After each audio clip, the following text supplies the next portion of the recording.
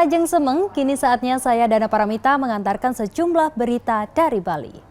Berikut 3 di antaranya.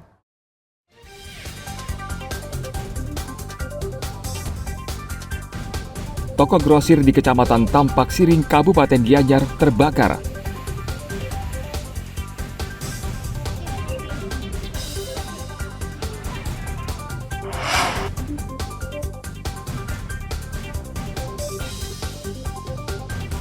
Polisi meringkus 11 orang yang mengeroyok seorang buruh bangunan hingga tewas.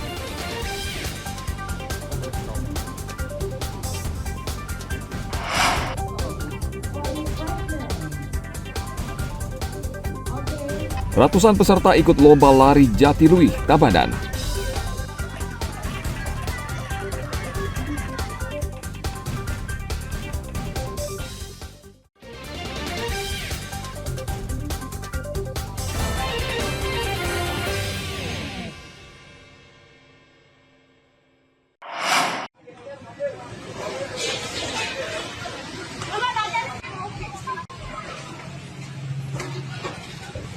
Toko grosir di Kecamatan Tampak Siring, Kabupaten Gianyar, akhir pekan lalu terbakar.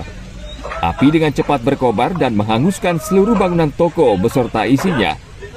Anggota Polsek Tampak Siring yang jaraknya cukup dekat dari lokasi kejadian berjibaku bersama warga dan karyawan toko mencoba memadamkan kobaran api. Tidak lama kemudian, 3 mobil pemadam tiba untuk memadamkan api agar tidak merebet. Kebakaran juga menyebabkan 7 karyawan toko jatuh lemas. Mereka tidak kuat menghirup asap pekat akibat kebakaran. Petugas langsung mengevakuasi seluruh karyawan dan membawanya ke puskesmas.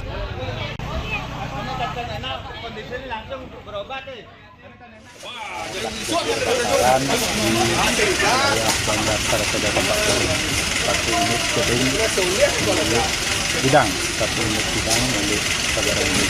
Ada material dan minuman, juga minyak, dan bagian dari minuman bokolan. Ada beberapa karyawan tadi sudah ada kurang lebih 7 orang dievakuasi ke puskesmas Tampak Siring 1 dan ada 1 orang sudah dirujuk ke rumah sakit mendapat penanganan. Setelah berjibaku lebih dari 2 jam, api akhirnya berhasil dipadamkan. Namun bangunan toko dan seluruh isinya tidak terselamatkan. Akibat musibah ini, pemilik toko menderita kerugian hingga 1 miliar rupiah lebih. Polisi saat ini masih menyelidiki penyebab kebakaran. Tim Liputan melaporkan dari Kabupaten Gianyar.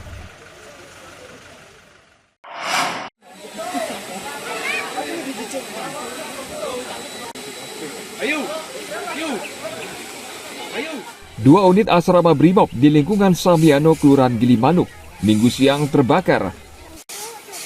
Kobaran api membuat panik warga sekitar serta penghuni asrama.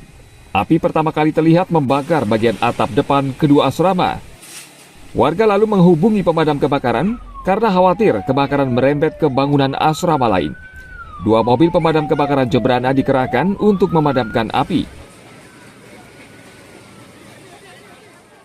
Kejadian pukul 14.02, kami menerima laporan dari masyarakat bahwa terjadi kebakaran di Makobrimob, tepatnya di asrama Brimob yang ada di sisi utara daripada kantor Brimob.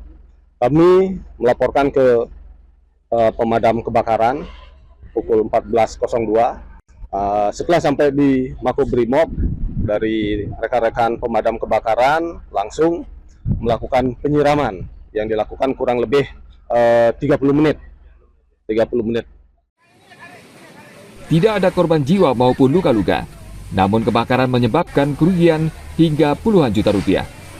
Hingga berita ini ditulis, belum diketahui penyebab pasti kebakaran tersebut. Tim Liputan melaporkan dari Kabupaten Jembrana.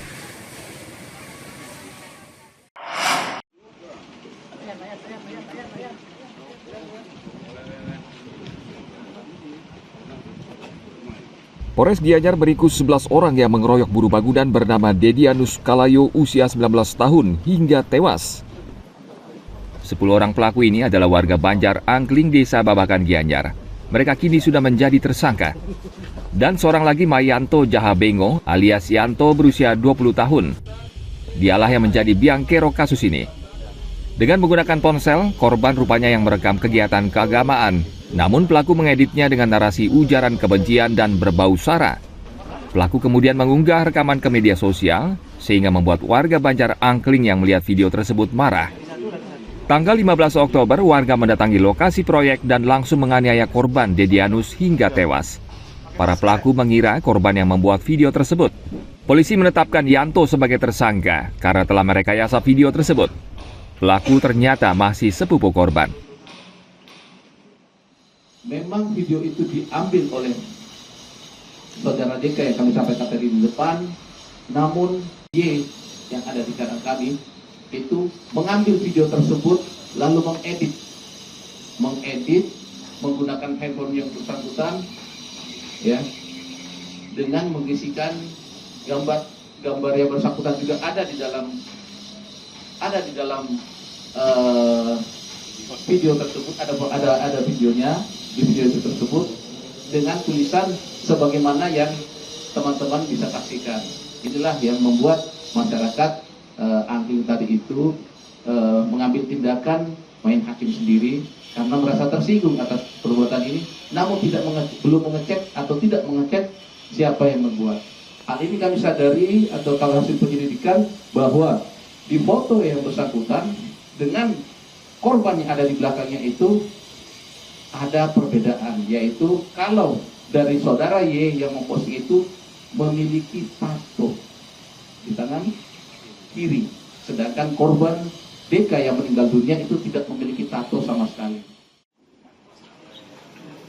Korban Dedianus sempat mendapat perawatan di Rumah Sakit Sanjiwani Gianyar, namun akhirnya tewas akibat luka yang cukup parah di sekujur tubuhnya.